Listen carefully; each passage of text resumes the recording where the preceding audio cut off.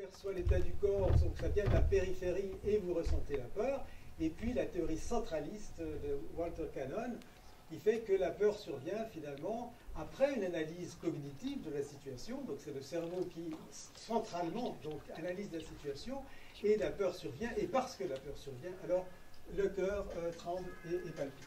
Donc c'est un débat, comme je le disais, qui a animé les travaux de recherche pendant très très longtemps et finalement au sein duquel figurent les relations entre le corps et le cerveau.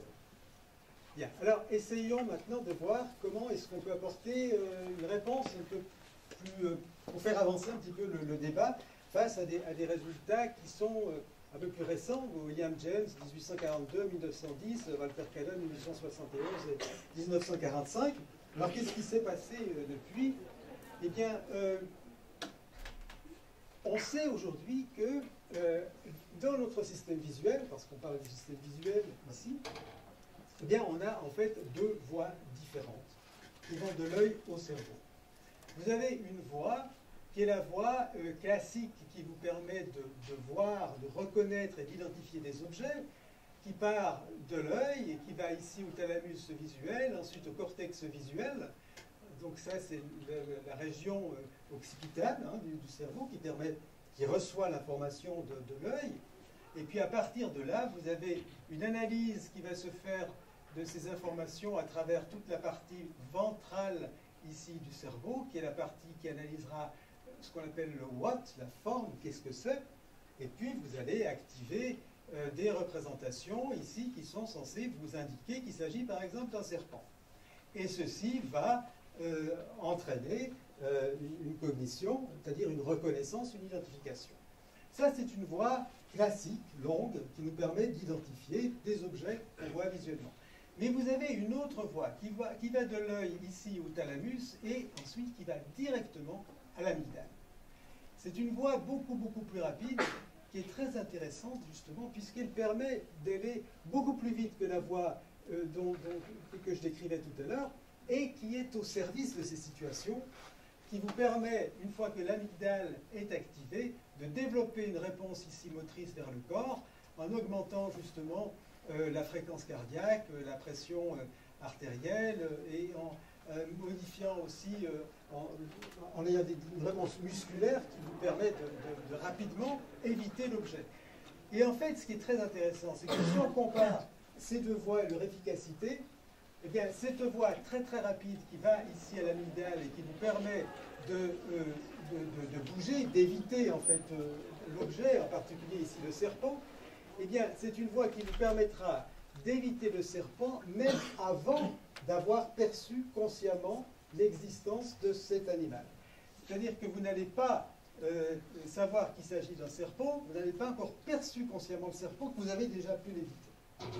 C'est vraiment une voie au service de la survie, de la protection de l'individu. Alors vous voyez que cette voie ici, elle a quand même un serpent quelque part ici, mais ça veut dire que finalement on ne voit pas très bien le serpent, c'est un serpent un peu flou.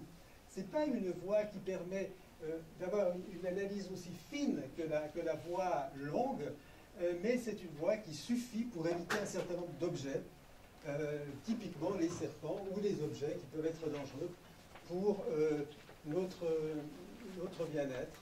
Et en fait, si je reprends ce schéma ici, il ne s'agit plus d'un serpent, mais c'est le même schéma avec une mygale ici, eh bien, ceci illustre que vous avez de la rétine ces deux voies.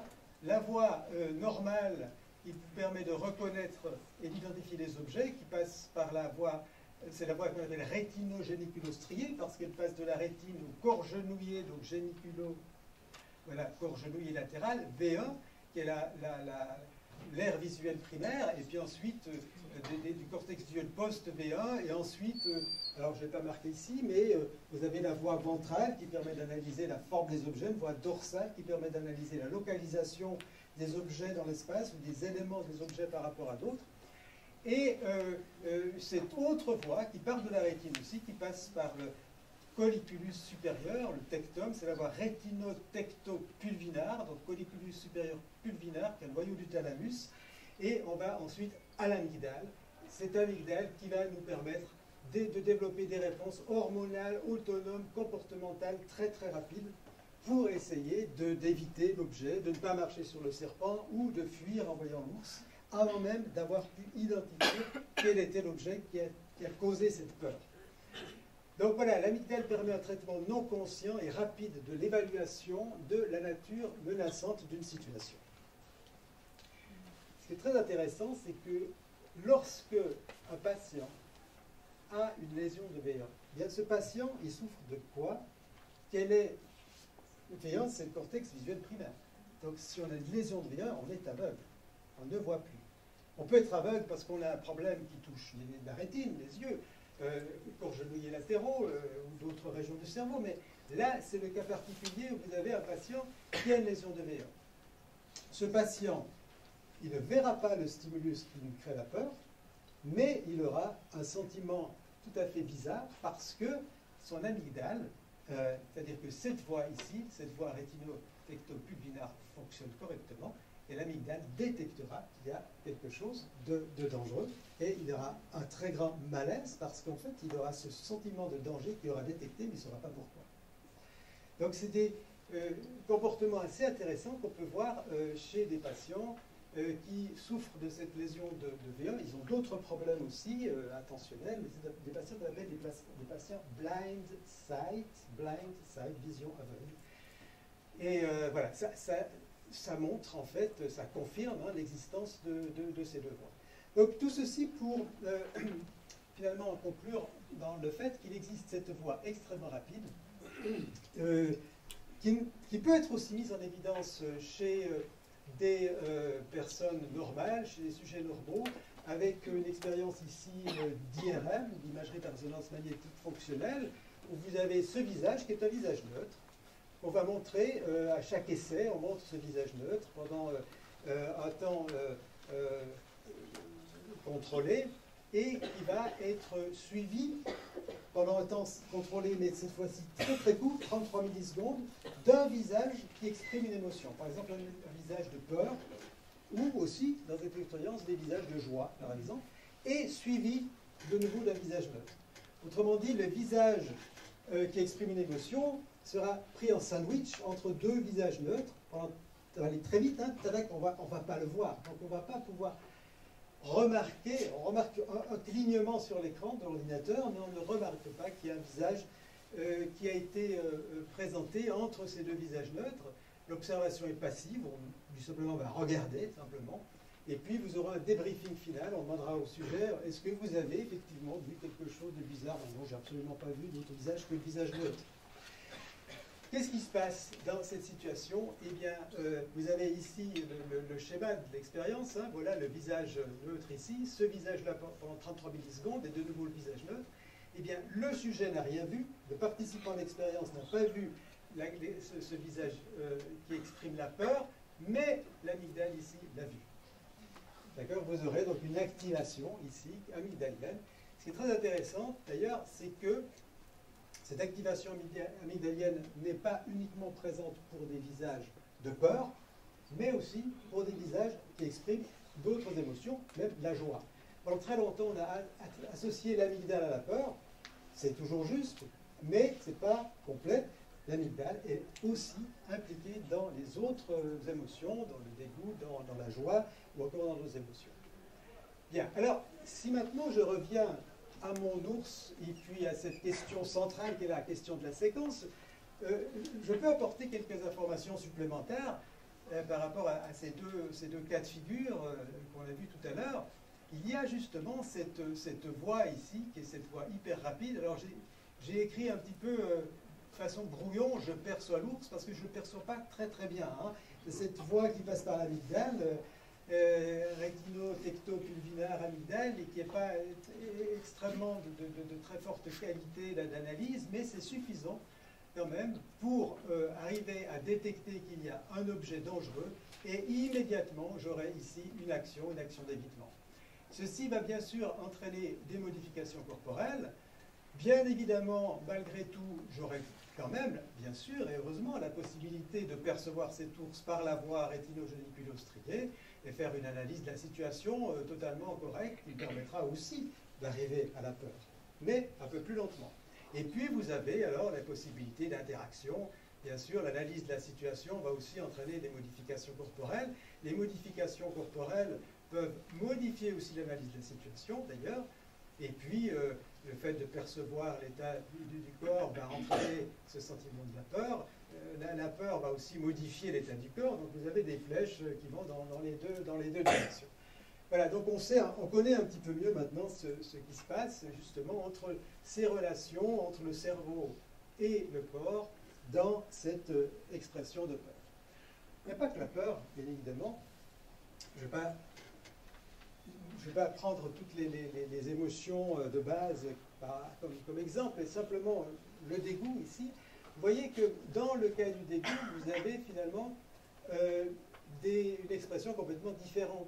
Et bien justement, ça a pour objectif, cette fois-ci, de réduire la prise d'information, au contraire de la peur, réduire la prise d'information en fermant la bouche, le nez, les yeux pour se protéger, éviter de consommer, éviter de sentir, éviter de toucher.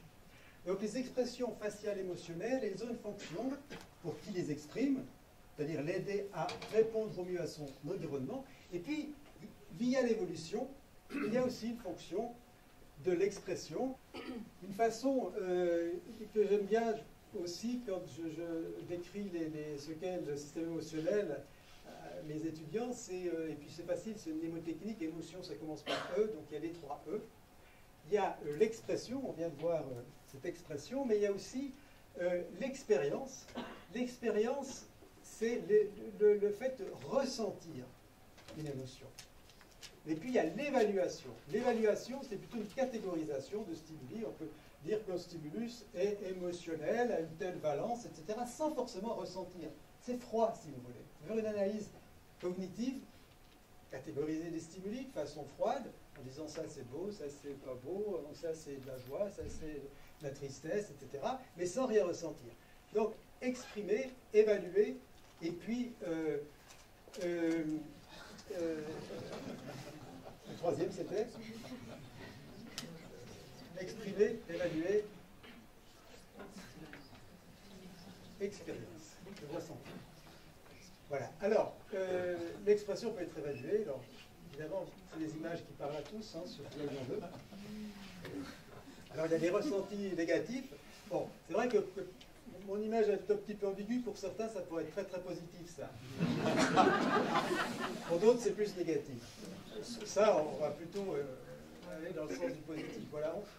Mais en regardant ça, on peut évaluer. Donc, on ne ressent pas forcément. Il n'y a pas vraiment d'expérience émotionnelle particulière. C'est plutôt donc de l'évaluation. Là, on voit très bien qu'il y a à la fois du ressenti et de l'expression. Hein, ça, c'est clair dans ces situations-là. Et ce qui est important aussi, c'est qu'une émotion, elle est déclenchée par quelque chose. Donc, il y a cette idée de l'élément déclencheur qui est fondamental. Donc, elle fait suite à un événement déclencheur. Et puis, différents éléments déclencheurs, différentes situations peuvent engendrer, bien entendu, différentes émotions. Ça paraît tout à fait clair. Ces réactions émotionnelles, elles peuvent être de deux types, soit innées, soit acquises. Innées parce que vous avez chez l'homme comme chez l'animal, ici, vous avez chez le singe, la seule vision d'un serpent va entraîner une peur très importante chez le singe. Même le singe qui n'a jamais vu de serpent, même le singe dont les parents n'ont jamais vu de serpent, et c'est vraiment inné. On est avec cette peur du serpent. On peut d'ailleurs remplacer le serpent par une espèce de mouvement sinusoïdal. Ça va faire une peur terrible au singe. Il n'y a pas besoin d'un serpent, mais quelque chose qui ressemble à un serpent, ça va lui faire peur. Et puis, il y a des éléments déclencheurs qui sont acquis, c'est-à-dire qu'on ne naît pas, on ne vient pas au monde avec des représentations internes de fusils, de grenades, d'armes, de couteaux, etc., de bombes. Mais voilà, c'est quelque chose, lorsqu'on l'a appris, au cours du développement, donc de l'ontogénèse, l'existence de certains objets qui peuvent être nocifs, qui peuvent nous blesser, nous tuer, eh bien, ces objets, à leur seule vue, à leur seule présence, vont entraîner, bien entendu, la peur. Il y a un autre élément qui est très important, c'est que, selon la personne, un même élément ne va pas entraîner la même émotion, mais même chez une même personne, à des moments différents, un même objet va entraîner différentes émotions. Lorsque vous voyez ce morceau de chocolat truffé et que vous avez l'estomac vide, vous aurez du désir. Lorsque vous sortez de repas, après un repas de famille de Pâques, et vous voyez l'estomac plein ce morceau de gâteau truffé, eh bien, vous avez presque envie de vomir. Donc, il y aura plutôt du dégoût. Donc, vous voyez, il faut essayer, dans une théorie sur les mécanismes émotionnels, de pouvoir rendre compte de l'ensemble de ces différentes situations. Alors, on en vient à une définition un petit peu, cette fois-ci, plus précise, et qui est due, et ça, j'ai profité de mettre la photo parce qu'on est ici en sciences cognitives. Ce jeune homme est venu de Paris après avoir étudié, c'était un doc, c'était pas une licence à l'époque, les mathématiques, et il est venu à Lyon dans les années 1986, parce qu'à Lyon, on développait, et là, Porto Rico, la première formation française en sciences cognitives, et David est venu pour s'inscrire, ensuite il a continué, licence, maîtrise à l'époque, par le master, et DEA, voilà, c'était ça ne rajeunit pas, donc ensuite il a fait sa thèse avec moi, et puis il a ensuite eu un poste à l'université de Genève, et il est directeur, professeur et directeur d'un centre de sciences affectives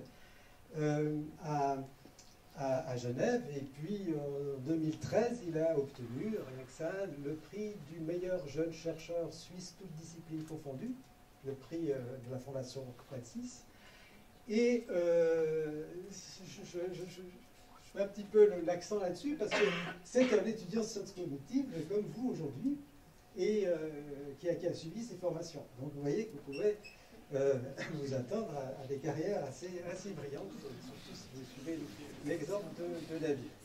Voilà, donc sa définition d'émotion, c'est que l'émotion est un processus rapide. Alors voilà, c'est un événement émotionnel. Hein. On n'est pas dans une émotion pendant toute la journée. On ne se réveille pas avec une émotion. C'est quelque chose qui est rapide et qui est focalisé sur un événement, c'est-à-dire ce qui a déclenché l'émotion, justement. Et il y a deux étapes dans ce mécanisme. Il y a un mécanisme de déclenchement qui est basé sur la pertinence.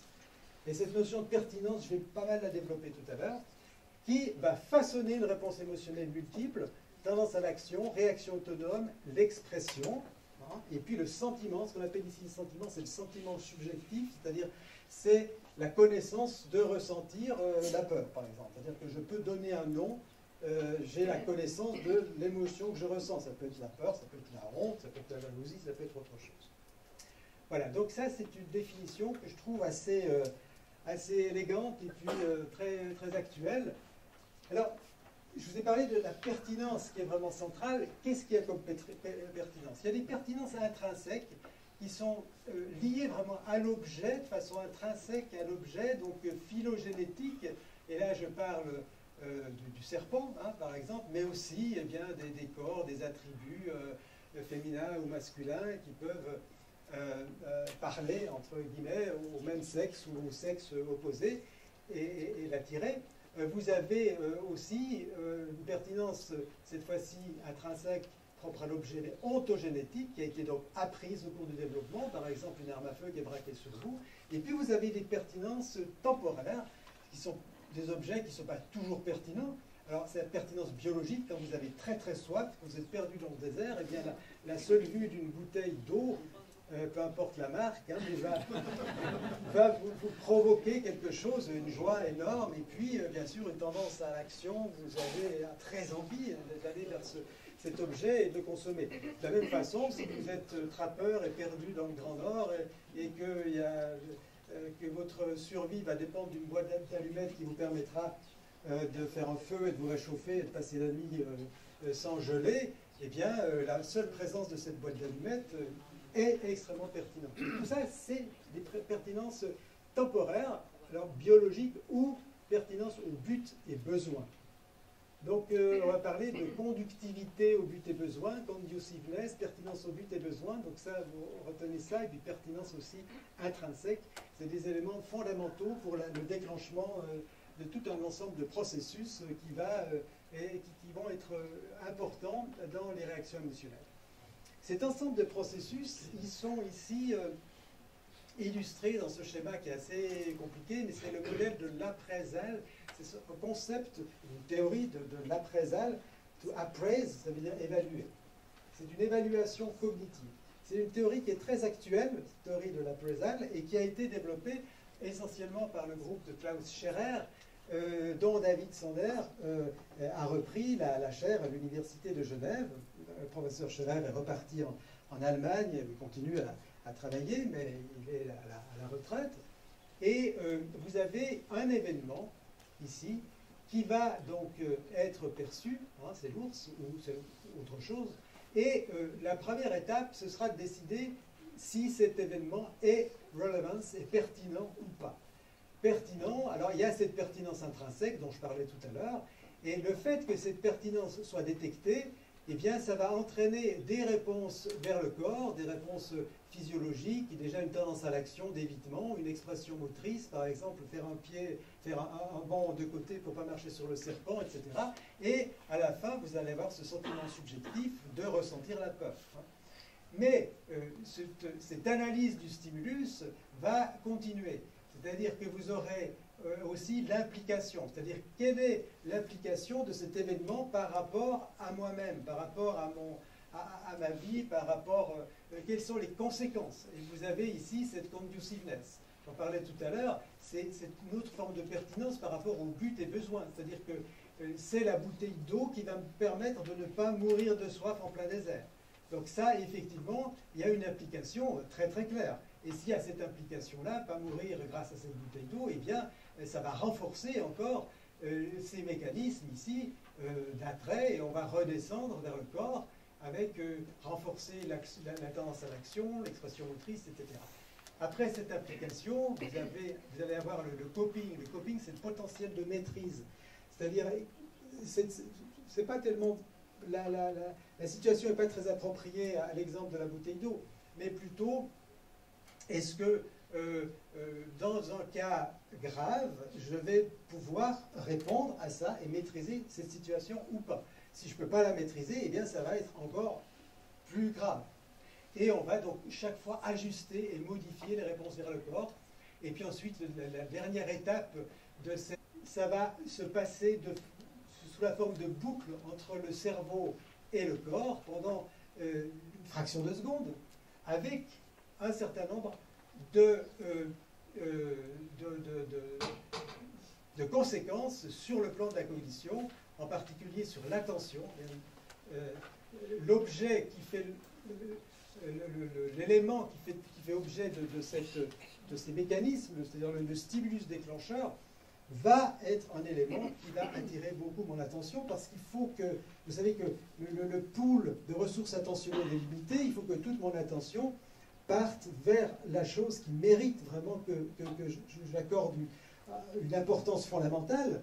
Je disais tout à l'heure, je ne pense pas mon compte en banque lorsque il y a l'ours qui surgit devant moi.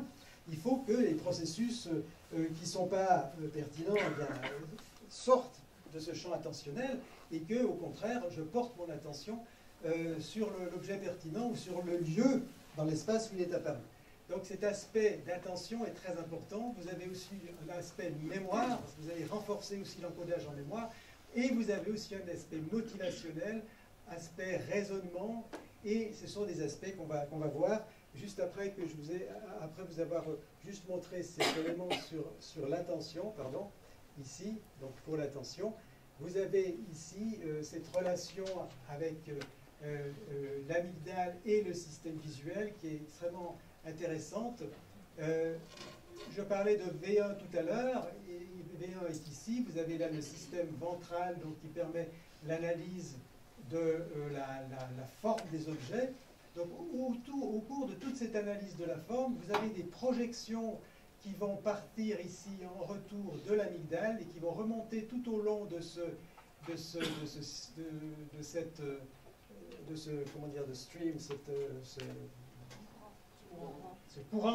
ce courant d'énergie ici et d'information qui va descendre là. Eh bien vous aurez l'attention qui va pouvoir sélectionner certaines choses ici et amplifier le traitement que vous allez donc porter à ces éléments qui sont ceux qui sont justement pertinents. Donc l'amygdale, aujourd'hui, et c'est des propositions qui ont été étayées par des travaux de l'équipe de Genève. Il y a plusieurs personnes qui travaillent sur ces aspects, notamment Villemier, mais aussi Grandjean, David Sander. L'amygdale, elle est aujourd'hui considérée plus comme c'était le cas auparavant, on disait que c'était le module de la peur. C'est un peu remplacé par l'idée que ça devient le détecteur de la pertinence. Ce n'est pas uniquement une structure impliquée dans la peur, comme je disais tout à l'heure, mais plutôt dans la détection de la pertinence. Bien, alors, on en vient maintenant aux conséquences sur la motivation. La motivation, c'est quelque chose d'assez intéressant et important parce que vous avez une motivation qu'on peut qualifier d'antécédente, c'est-à-dire vous aviez déjà un état du système avant l'apparition d'un stimulus ou d'un événement. Cet événement, vous allez l'évaluer, et puis vous aurez une motivation conséquente qui va suivre donc cet événement. Là, vous aviez tout au départ des buts, des besoins, des valeurs, il y a l'événement, et puis ensuite il y aura une tendance à l'action qui sera liée à cette modification conséquente. Un exemple, j'ai faim, j'aime le chocolat, je vois une tablette de chocolat sur la table, je désire ce chocolat, mais attention, je fais un régime et je ne veux pas prendre du poids. Vous voyez que ce n'est pas si simple. Vous avez différents types de motivations qui peuvent interférer. Et ici, bon, l'araignée ou le serpent sont remplacés par la tablette de chocolat, mais vous avez le même système. Si vous avez très très faim, vous arriverez à détecter très très rapidement cette tablette de chocolat et avoir cette propension à vous projeter en avant et l'attraper pour la mettre dans votre bouche. Mais justement, la motivation peut être différente. Et il faut arriver à gérer ces choses-là. Des fois, on est dans des situations où il y a des modifications qui ne vont pas forcément, des motivations qui ne vont pas forcément dans le même sens. Juste à noter, vous voyez que le concept de valence, il n'est pas du tout approprié. On parle beaucoup de la valence d'un stimulus. L'idée de la valence, c'est qu'un stimulus, il est négatif ou positif. Pas forcément. Parce que ce chocolat, il peut être à la fois positif et négatif. Donc, c'est plutôt le concept de pertinence par rapport aux motivations, aux buts et besoins. C'est ça qui est vraiment intéressant. Et là, on se place plus sur une interaction entre les propriétés d'un objet multiple et puis les besoins d'individus, plus que quelque chose qui se base uniquement sur le stimulus. Or, la valence, c'est quelque chose qui se base uniquement sur le stimulus. Une illustration de ces motivations qui vont dans des sens opposés, c'est ce qu'on appelle le conflit de Miller. C'est montré ici chez le rat, où vous avez simplement, c'est pas très sympa pour les rats, mais vous avez au bout d'un tunnel, vous avez de la nourriture, mais vous avez aussi un plancher qui va délivrer un choc électrique. Donc quand le rat est très très éloigné de la nourriture, il y a une motivation à l'approche qui est très très forte. Et plus vous allez vous déplacer, eh bien, plus cette motivation baisse, et plus on s'approche de la nourriture, mais aussi du plancher où il y a le choc électrique, eh bien, là vous avez une autre motivation qui va grandir, c'est la motivation à éviter, c'est la force de l'évitement qui va dominer. Et vous aurez un aller-retour qui va empêcher finalement l'animal d'agir. Si on extrapole ça du côté des relations humaines, vous avez ici le garçon qui craint d'être rejeté par la fille, donc de l'évitement. Plus il s'approche d'elle, plus la peur s'intensifie. Lorsque la peur compense l'attraction, le comportement d'approche est interrompu, le garçon recule, la peur diminue, l'attraction redevient plus forte que la peur, ce qui engendre une nouvelle approche. Donc vous voyez la situation. Voilà. Alors, cette émotion va donc entraîner une préparation à l'action, c'est l'aspect motivationnel de l'émotion. Et dans cette préparation à l'action, vous avez un état d'activation ou de désactivation, l'excitation diffuse ou l'apathie, et puis vous avez la tendance à l'action. Et vous avez différents exemples là de tendance à l'action suite à une émotion particulière. Lorsqu'on parle de peur, eh bien, on peut avoir comme action liée aux tendances à l'action l'éloignement ou la protection. Pour le désir, l'approche. Pour la colère, l'opposition, l'hostilité. Pour la honte, la soumission. Pour la tristesse, perte de toute tendance à l'action, ce qu'on appelle l'avolition, ou bien une diminution de la motivation. Et une même émotion, on peut déclencher plusieurs tendances à l'action. La peur, donc fuir ou se statifier, freeze, pour se protéger. Et la tendance à l'action interagit avec les actions, les processus en cours, facilitation, interférence. Et cette tendance à l'action s'accompagne donc de réactions physiologiques et musculaires. Bien, alors, ce qui va nous motiver, c'est d'obtenir une récompense qui correspond aux attentes qu'on a. On a des buts et des besoins, on a un comportement qu'on imagine, on a un objet, on a une situation, et on peut s'imaginer que le fait d'obtenir ce qu'on souhaite va procurer une récompense. Et là, bien sûr, on parle donc du système de récompense dont on a un petit peu parlé tout à l'heure. Il y a ce qu'on appelle l'hypothèse de la science incitative qui fait qu'on ait envie de s'approcher d'un objet. C'est la force de l'objet, sa propension à activer quelque chose qui fait qu'on ait envie d'aller le chercher pour obtenir la récompense. Et ce système de la récompense, il postule que le système, il postule qu'il existe en fait deux composants qui sont importants, qui forment ce système de récompense, un composant hédonique et un composant motivationnel. Le composant hédonique, c'est ce qu'on appelle aussi le liking. Le composant motivationnel, c'est ce qu'on appelle le wanting. Alors ces théories, liking, wanting, ne sont pas forcément développées dans le cadre du modèle des processus composants dont je parlais tout à l'heure, ou de ce modèle de l'appraisal, mais on peut tout à fait relier liking à cette pertinence intrinsèque et puis le wanting à la pertinence aux buts et besoins. Ce qui est très intéressant, c'est qu'on a obtenu ces dernières années des évidences expérimentales pour l'existence de systèmes distincts. On peut donc distinguer le liking et le wanting. Ce n'est pas évident de faire cette distinction, parce que quand on vous demande pourquoi vous avez envie du chocolat, le wanting, on vous dira parce que j'aime le chocolat, c'est clair.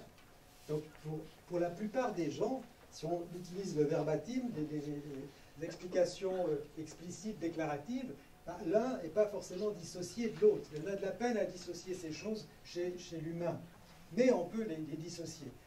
Et en particulier chez l'animal, où ça a été très bien fait. Et là, je n'ai pas un cerveau d'animal, de rat, mais j'ai un cerveau d'humain. Et on voit ici qu'il y a en rouge un certain nombre de régions, ici dans le tronc cérébral, là dans le pallidum ventral, là le noyau accumbens, là le cortex orbitofrontal, qui sont des régions du liking. On voit que ces régions, elles forment aussi le réseau du wanting, mais il y a d'autres régions dans ce réseau du wanting, et on voit qu'il va fonctionner surtout grâce à la dopamine. C'est cette dopamine qui va être finalement le moteur, puisque l'obtention de cette récompense va augmenter la sécrétion de dopamine, et ça, c'est très très motivant. Et on va voir dans quel cas de figure en particulier on peut montrer ça chez l'homme. Eh bien, c'est dans le problème des addictions. Dans le problème des addictions, par exemple, ça peut être des consommations, et ceci se fait indépendamment des mesures de liking. C'est ça qui est intéressant. Et vous voyez cette dissociation ici. Vous voyez dans le temps que le liking ne bouge pas, mais le wanting peut augmenter. Vous avez toujours plus envie de quelque chose, mais quelque chose à la limite que vous n'aimez pas plus, voire même que vous n'aimez pas. Donc dans la drogue ou dans d'autres addictions, c'est comme ça que ça se passe. Bien, on va passer à la suite, on pourra peut-être revenir là-dessus, mais dans cette idée, vous avez bien sûr une approche ou un évitement de l'objet. Là, on a surtout parlé de l'approche, cette motivation à pousser vers l'objet, mais vous avez aussi un système, au contraire, d'évitement.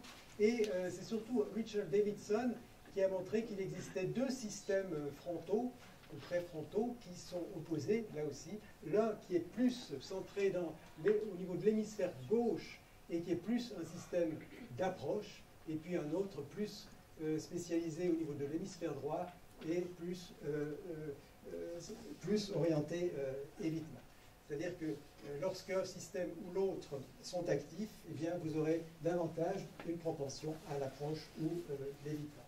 Il y a plein de travaux très intéressants qui ont été faits déjà chez les bébés, chez des sujets dépressifs, etc., où on va mesurer les activations respectives frontale gauche, frontale droite, et puis prédire à partir de ces activations quel sera le comportement. Par exemple, quel sera le comportement du bébé lorsque la maman quittera la pièce, selon des différences dans la balance d'activation entre la gauche et la droite.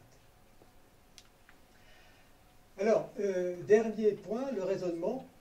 Eh bien, le raisonnement va aussi dépendre de ce système émotionnel. Alors, selon Damasio, qui a beaucoup étudié la chose, il existe 3 types de raisonnement. Un raisonnement réflexe, un raisonnement personnel, et puis le raisonnement pur. Le raisonnement réflexe, c'est je laisse tomber mon stylo, je le ramasse. On ne parle pas de ce type de raisonnement. Le raisonnement pur, je construis une machine, je fais les plans d'une maison, je résous un problème de maths, on ne parle pas de ce type de raisonnement-là. Mais il y a les raisonnements personnels.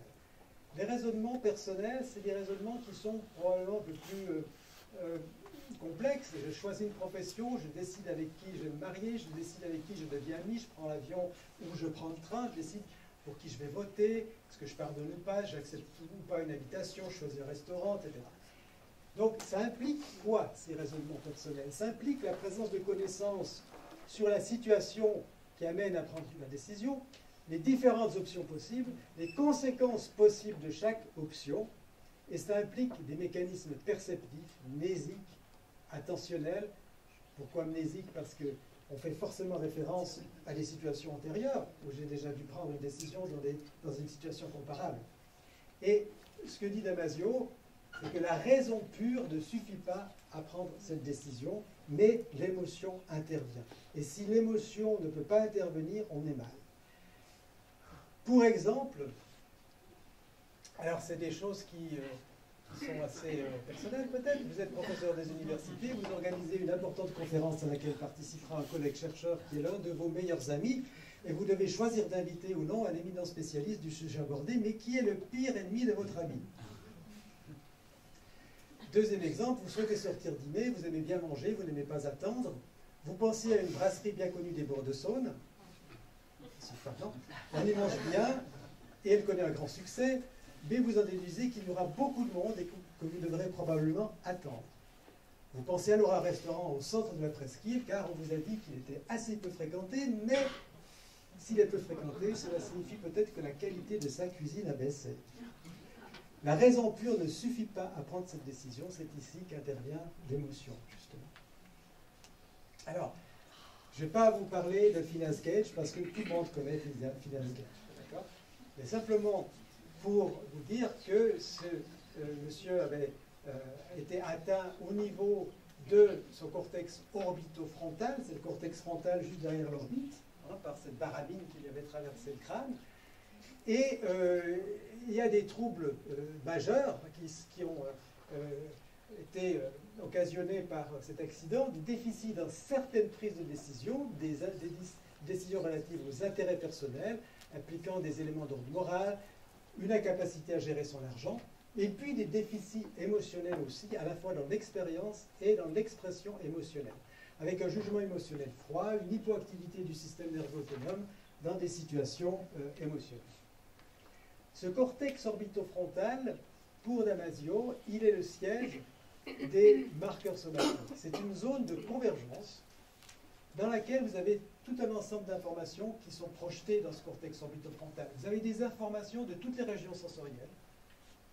Vous avez des informations en provenance des structures biorégulatrices et vous avez des informations qui partent vers ces structures biorégulatrices. Donc, c'est une architecture typique, très intéressante et nécessaire pour établir un triple lien entre les signaux relatifs à certains types de situations, donc la perception, des signaux du corps des signaux en provenance du corps qui informent quant à l'état du corps, et des signaux qui vont modifier, donc des effecteurs qui vont modifier les états du corps. Alors comment ça marche selon Damasio? Ces marqueurs somatiques, c'est quelque chose qui s'apprend, qui s'élabore par l'expérience qu'on a vécue. On a vécu des situations dont on se souvient.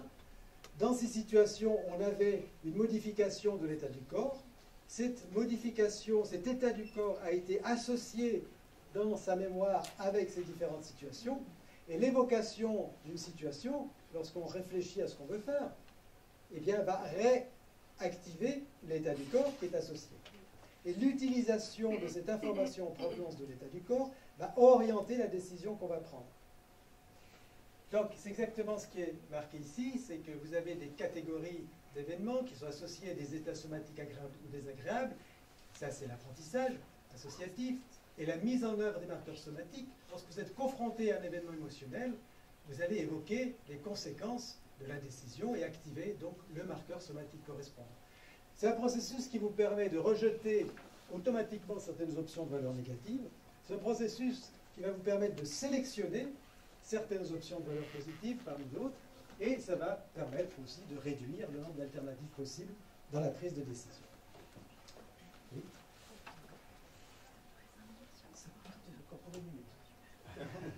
On arrive à la fin. Donc, cette hypothèse des marqueurs somatiques a été testée chez différents patients. Toute l'équipe de Damasio travaille là-dessus. Et puis, il y a un jeu aussi particulier, c'est le Iowa Gambling Card.